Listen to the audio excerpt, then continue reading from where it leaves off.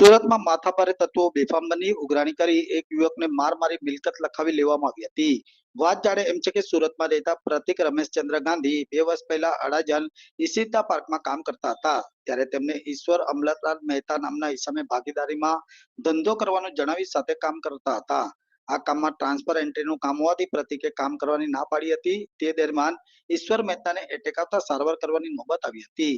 આ બાબતે ઈશ્વર મહેતાના પુત્ર વિતરાગ મહેતાએ પ્રતિક પાસે ધંધાનો હિસાબ માંગી ઉઘરાણી શરૂ કરી હતી અને ઓફિસમાં આવી માર માર્યો હતો.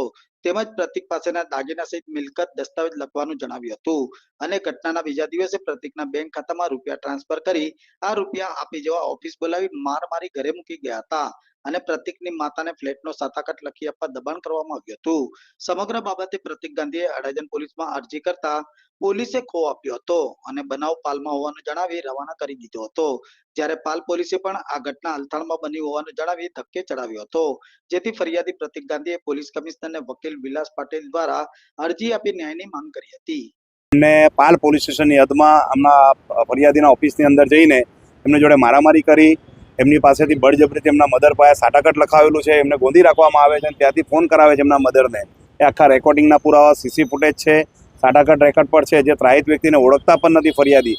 તેમ છતાં એમના પાસે એમના નામે એમના મધરના નામની જે મિલકત છે ફ્લેટ, એ બળજબરી લખાણ કરવામાં આવે છે.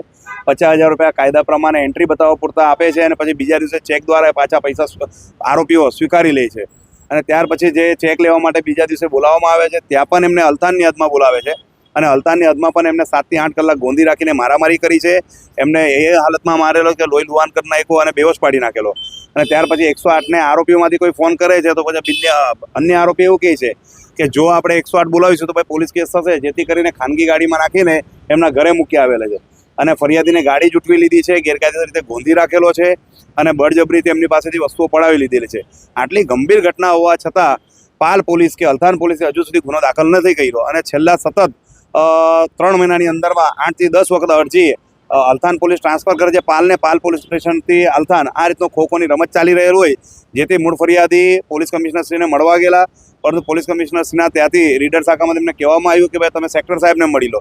સેક્ટર સાહેબ સાથે મુલાકાત કર્યા પછી સેક્ટર સાહેબે બી ડાયરેક્શન આપ્યું છે, બંને પીઆઈને બોલાવ્યો, મૂળ ફરિયાદીને બોલાવ્યો અને ચોખ્ખું કહેવામાં આવ્યું. તો પાલ પોલીસનું એવું કહેવું છે કે 3 તારીખનો જે બનાવ છે તે અમારી હદમાં છે અને 5 તારીખનો જે બનાવ છે તે અલથાણની હદમાં છે. તો સાહેબે કીધું કે તમારે બંને બનાવ જે છે તમે બંને જેને બી નિર્ણય લેવો હોય તમે ફરિયાદ દાખલ કરો, પણ આજ દિવસ સુધી હજુ સુધી ફરિયાદ દાખલ કરવામાં આવેલી નથી.